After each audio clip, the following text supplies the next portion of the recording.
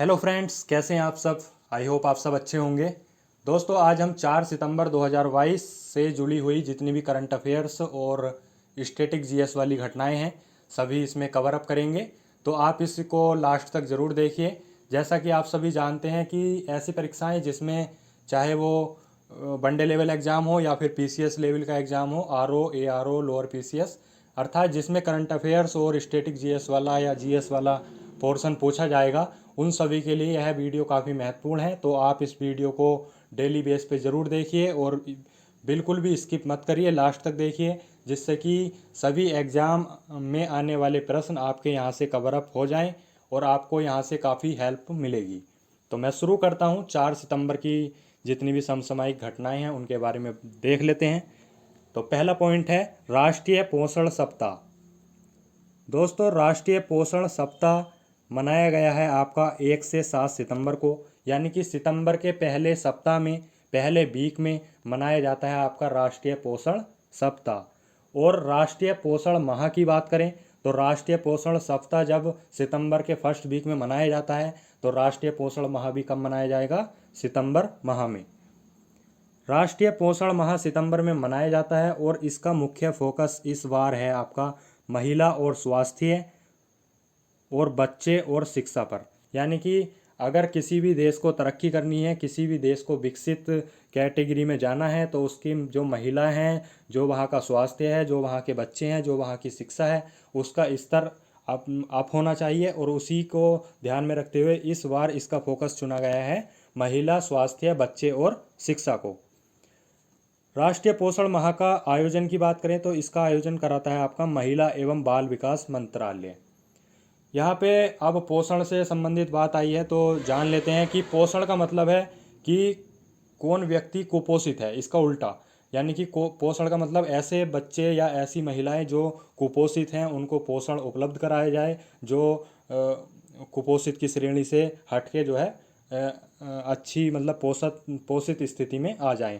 तो ऐसी स्थिति में एक रिपोर्ट जारी होती है, ग्लोबल हंगर इंडेक्स। तो ग्लोबल हंगर इंडेक्स यानी कि भूखमरी सूचकांक 2021 में जारी हुआ था और इसमें भारत की रैंक थी 101वीं। भारत 101वें स्थान पर था पूरे विश्व में भूखमरी सूचकांक में। नेक्स्ट है पहला होम्योपैथी अंतर्राष्ट्रीय स्वास्थ्य शिखर सम्मेलन। पहली बार होम्योपैथी के क्षेत्र में अंतर्राष्ट्रीय स्वास्थ्य शिखर सम्मेलन आयोजित किया गया है और यह आयोजित हुआ है आपका दुबई में। याद रखेंगे, काफ़ी महत्वपूर्ण है। इसको मतलब आप अपने दिमाग में बैठा लीजिए कि पहला होम्योपैथी अंतर्राष्ट्रीय स्वास्थ्य शिखर सम्मेलन कहाँ हुआ है, तो वह हुआ है आपका दुबई में। और इसकी थीम थी आपकी diseases caused by climate change and global warming. अर्थात हिंदी में बात करूं तो हिंदी में इसका अर्थ है कि जलवायु परिवर्तन के कारण जो बीमारी उत्पन्न होती हैं और उनका क्या प्रभाव पड़ता है ग्लोबल वार्मिंग पर। तो यह इसकी थीम रही है पहले होम्योपैथी अंतर्राष्ट्रीय स्वास्थ्य शिखर सम्मेलन की, जिसका आयोजन कहाँ हो रहा है? दुबई में। नेक्स्ट पॉइंट है महिला एवं युवा एथलीटों के समर्थन हेतु। जो महिला है, जो युवा है और वो एथलीट हेतु अपने प्रयास कर रहे हैं, मतलब एथलीट बनना चाह रहे हैं, तो उनके सपोर्ट में, उनके समर्थन में जो समझौता किया है वो क्या है? HSBC इंडिया ने। नेक्स्ट पॉइंट है पुस्तक का नाम है इन फ्री कॉल। पुस्तक का नाम है इन फ्री कॉल और इसके जो लेखक हैं वह है मल्लिका साराभाई। मल्लिका साराभाई के बारे में पूछ सकता है एग्जाम में कि उन्होंने हाल ही में एक पुस्तक लॉन्च की है इन फ्री कॉल। और मल्लिका साराभाई जो है किस क्षेत्र से संबंध रखती हैं, तो वह है नृत्यांगना। नेक्स्ट है भारत में डिजिटल साक्षरता बढ़ाने हेतु AICTE प्लस एडोब के बीच में साझेदारी हुई है। नेक्स्ट है Asia Africa world greatest leaders award 2021-22। Asia और अफ्रीका महाद्वीप के बीच में एक पुरस्कार दिया जाता है दोनों महाद्वीपों के द्वारा और उसका नाम है वर्ल्ड ग्रेटेस्ट लीडर्स अवार्ड। तो 2021-22 के लिए यह दिया गया है हर्षवर्धन पुसाला को। नेक्स्ट है तेजस मार्क 2। तेजस मार्क 2 एक लड़ाकू जेट है और इसके लिए 6500 करोड़ रुपए की मंजूरी रक्षा मंत्रालय ने दी है। नेक्स्ट पॉइंट है वैन शार्क बचाओ अभियान। व्हेल शार्क बचाओ अभियान। व्हेल एक मछली का नाम है और व्हेल शार्क जो होती है उसको बचाने के लिए एक अभियान शुरू किया है। Wild life trust of India, wild life trust of India ने एक अभियान शुरू किया है, व्हेल शार्क बचाओ अभियान। और इसको जो शुरू किया गया है वो 3 राज्यों में किया गया है, कर्नाटक, केरल और लक्षद्वीप। कर्नाटक के मंगलोर में सबसे पहले यह शुरू हुआ है। अगर मैं स्टैटिक जीएस की यहाँ से बात करूँ तो देखो 2 प्रश्न उठते हैं, एक पूर्वी घाट एक पश्चिमी घाट। पूर्वी घाट पे आपका है क्या बोलते हैं कि तमिलनाडु, और पश्चिमी पे है आपका केरल।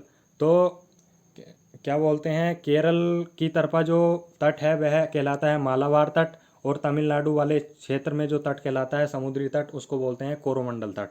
यह प्रश्न आपका वन विभाग के यूपी SSS के एग्जाम में आया है। आप चाहें तो प्रश्न पत्र में जाके देख सकते हैं कि तमिलनाडु की साइड जो तट है उसको क्या बोलते हैं, तो उसको बोलते हैं कोरोमंडल तट। नेक्स्ट पॉइंट है कर्नल अब्दुल्लाच माइगा।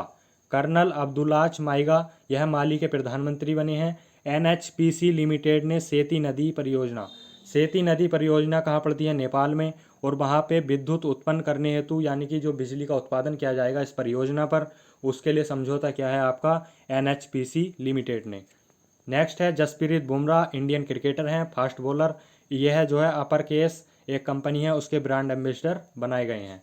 नेक्स्ट पॉइंट है उष्ण कटिबंधीय तूफान, उष्ण कटिबंधीय तूफान जिसका नाम है हिन्ना मन्नोर, और यह पश्चिमी प्रशांत महासागर में उठा है, और जो इसके पड़ोसी देश हैं उनको यह बहुत ज़्यादा अफेक्टेड कर रहा है।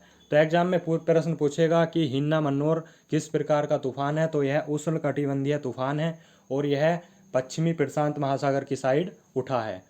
नेक्स्ट पॉइंट है मनसुख मंडाविया ने नई दिल्ली में राष्ट्रीय औषधि मूल्य निर्धारण प्राधिकरण के रजत जयंती समारोह हुआ है, इसको संबोधित किया है। और इसमें जो है इन्होंने IPDMS 2.0 और फार्मा सही दाम 2.0 ऐप लॉन्च किया है।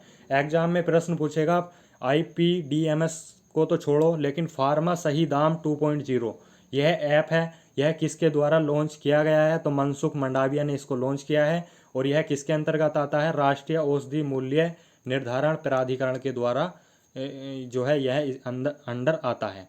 नेक्स्ट पॉइंट है पुस्तक काफ़ी महत्वपूर्ण है, अखबारों में छाई हुई है, और पुस्तक का नाम है साइंस बिहाइंड सूर्य नमस्कार। सूर्य नमस्कार जो सुबह सुबह मॉर्निंग में या करना लाभप्रद होता है, लेकिन कर किसी भी टाइम सकते हैं, लेकिन मॉर्निंग में होता है बेसिकली। तो सूर्य नमस्कार साइंस बिहाइंड यह जो है पुस्तक का नाम है, और इसको जो अनावरण किया है, इसको जो लॉन्च किया है वो क्या है, महेंद्र भाई कालू ने। पूछ सकता है एग्जाम में साइंस बिहाइंड द सूर्य नमस्कार पुस्तक का लॉन्च किसने किया है, महेंद्र भाई कालू द्वारा इसको लॉन्च किया गया है। जबकि इसको पुस्तक का जो संकलन किया है वह क्या है, भारतीय आयुर्वेद संस्थान ने। भारतीय आयुर्वेद संस्थान करेगा क्योंकि सूर्य नमस्कार का संबंध आयुर्वेद क्षेत्र से है। नेक्स्ट है समर्थ एक पोर्टल है जो उत्तराखंड के शिक्षा विभाग ने लॉन्च किया है, और यह ई-गवर्नेंस पोर्टल है। यहाँ पे मतलब जितनी भी सरकारी योजनाएं हैं, जितनी शिकायत संबंधित शिकायत होती हैं, जन सुनवाई होती है, वह यहाँ पे ऑनलाइन इस पे जाके अपना कर सकते हैं। तो यह समर्थ नाम का पोर्टल उत्तराखंड शिक्षा विभाग ने जो है शुरू किया है। नेक्स्ट पॉइंट है देखिए अंतर्राष्ट्रीय व्हेल शार्क दिवस। अभी हमने पढ़ा था अंतर्राष्ट्रीय व्हेल शार्क अभियान, ठीक है, जो वाइल्ड लाइफ ट्रस्ट द्वारा शुरू किया गया था। और जबकि यहाँ पे आया है पॉइंट अंतर्राष्ट्रीय व्हेल शार्क दिवस कब मनाया जाता है, तो यह मनाया जाता है आपका 30 अगस्त को। इसकी थीम है the future of sharks guardians of our seas, ठीक है। तो थीम तो इतना याद रखने की ज़रूरत नहीं है, पर दिवस पूछ सकता है। अंतर्राष्ट्रीय व्हेल शार्क दिवस कब मनाया जाता है, 30 अगस्त को। क्योंकि आजकल क्या है ना, मान लो पृथ्वी दिवस हुआ, जल दिवस हुआ, या फिर ओजोन दिवस हुआ, या फिर युवा दिवस हुआ, यह सभी को पता है नॉर्मली, यह सभी ये काफ़ी महत्वपूर्ण दिवस होते हैं और सभी को पता होते हैं।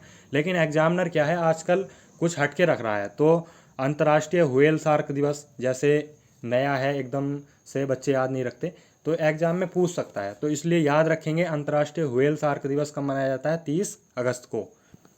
नेक्स्ट पॉइंट है सोलोमन द्वीप। सोलोमन द्वीप चर्चा में बना हुआ है, क्योंकि इसने क्या किया है, यहाँ की द्वीप की जो सरकार है उसने फैसला किया है कि जो विदेशी नौसैन्य जहाज़ हैं इस द्वीप पर वो प्रवेश नहीं करेंगे, और उन पे जो है पूर्णतया प्रतिबंध इन्होंने लगा दिया है। तो इसलिए यह चर्चा में है, और यह जो है मेलेनेशिया में स्थित है, और इसकी जो राजधानी है वह है होलियारा। होलियारा इसकी राजधानी है। दुनिया का सबसे बड़ा धार्मिक स्मारक बनेगा। दुनिया का सबसे बड़ा धार्मिक स्मारक, जिसका नाम है वैदिक तारामंडल मंदिर, और यह बनेगा नदिया जिले में पश्चिम बंगाल के। प्रश्न काफ़ी महत्वपूर्ण हैं वनडे लेवल एग्जाम में, like SSC, UP triple SC और जितने भी पुलिस वगैरह के एग्जाम हैं उसमें पूछ सकता है। दुनिया का सबसे बड़ा धार्मिक स्मारक कहाँ बन रहा है, तो वह है नदिया पश्चिम बंगाल में। अब हम स्टैटिक जीएस का यहाँ पे मैंने कल कराया था आपको, कल वाली वीडियो में, जो संविधान के प्रभाव हैं, जो प्रावधान है किस किस देश से लिए गए हैं और किस किस देशों से लिए गए प्रावधानों को मिलाकर भारत का संविधान लिखा गया है। तो उसका जो कुछ देश थे जैसे कि दक्षिण अफ्रीका, ऑस्ट्रेलिया और आयरलैंड, इनका मैंने पिछली वीडियो में करा दिया था कि कौन से देश से कौन से प्रावधान लिए गए हैं, लेकिन कुछ देश रह गए थे जैसे ब्रिटेन, यूएसए, कनाडा, जापान। तो इनसे संबंधित जो हमने लिए हैं प्रावधान वो मैं आपको यहाँ पे बता रहा हूँ। तो ये टॉपिक आपका इन 2 वीडियो में कंप्लीट हो जाएगा। मतलब अगर एग्जाम में प्रश्न पूछता है कि संसदीय शासन प्रणाली किस देश के संविधान से ली गई है, तो ब्रिटेन से ली गई है, या कोई सी भी पॉइंट पूछता है तो वो यहाँ से ही आपका आ जाएगा। इससे बाहर आपको कोई भी पढ़ने की ज़रूरत नहीं है। तो जान लेते हैं हम ब्रिटेन की बात करें तो ब्रिटेन से आपका लिया गया है संसदीय शासन प्रणाली ली गई है, जो संसद में शासन प्रणाली चलती है, और संसद के जो विशेषाधिकार होते हैं, और विधि का शासन जो कानून द्वारा स्थापित शासन है, विधायी प्रक्रिया जो कानूनी प्रक्रिया है, एकल नागरिकता कई बार पूछा है, तो एकल नागरिकता मतलब ब्रिटेन, और मंत्रिमंडल, परमाधिकार लेख और द्विसदनात्मक व्यवस्था। तो यहाँ से 4, 5, 6 चीज़ें हमने ब्रिटेन से ली है, लेकिन जो महत्वपूर्ण है इसमें वह है एकल नागरिकता और द्विसदनात्मक व्यवस्था। हमारे देश में जो है द्विसदनात्मक व्यवस्था है, एक अपर सदन, एक लोअर सदन, जैसे कि राज्यसभा हो गया और एक हो गया लोकसभा। ऐसे ही आपका राज्य में बात करें तो विधान परिषद और विधानसभा। तो द्विसदनात्मक व्यवस्था कहाँ से ली गई है, ब्रिटेन से ली गई है। और विधायी शक्ति कहाँ से ली गई है, ब्रिटेन से ली गई है, कानूनी शक्ति। और संसद से संबंधित मान लो 1-2 पॉइंट की और बात करें, शासन प्रणाली संसदीय विशेषाधिकार, संसदीय व्यवस्था कैसी है, द्विसदनात्मक है। तो ये मतलब जितने भी संसदीय से संबंधित बन रहे हैं वह कहाँ से लिए गए हैं, ब्रिटेन से, याद रखेंगे। नेक्स्ट है आपका यूएसए की बात करें तो यूएसए से हमने लिए हैं मूल अधिकार, न्यायिक पुनरावलोकन और संविधान की सर्वोच्चता, राष्ट्रपति पद पर महाभियोग काफ़ी महत्वपूर्ण है, उपराष्ट्रपति का पद भी यहीं से लिया गया है, उद्देश्य का विचार। तो यहाँ से भी हमने 5-6 चीज़ें बेसिकली ली हैं, लेकिन जो महत्वपूर्ण है वह है मूल अधिकार और आपका राष्ट्रपति पर महाभियोग। ये 2 पॉइंट तो आप रट ही लो। मूल अधिकार कहाँ से लिए गए हैं, यूएसए से, और राष्ट्रपति पर जो महाभियोग लगता है, जो उसको हटाया जाता है, तो वो व्यवस्था ली गई है आपकी यूएसए से। नेक्स्ट पॉइंट है कनाडा से हमने क्या लिए हैं, केंद्र राज्य संबंध लिए हैं। कैसे कनाडा और कैसे केंद्र, यानी कि केंद्र और राज्य के बीच में जो संबंध होंगे, जो अपशिष्ट शक्तियाँ होंगी वह केंद्र के पास होंगी। तो ये जो व्यवस्था है ये कहाँ से ली है हमने, कनाडा से। राज्यपाल की नियुक्ति भी कनाडा से ली है हमने। उच्चतम न्यायालय का परामर्शी न्याय निर्णय भी कनाडा से लिया है। तो यहाँ से भी हमने काफ़ी प्रावधान लिए हैं, लेकिन जो मेन है वो मैं आपको बता रहा हूँ, वो है केंद्र राज्य संबंध।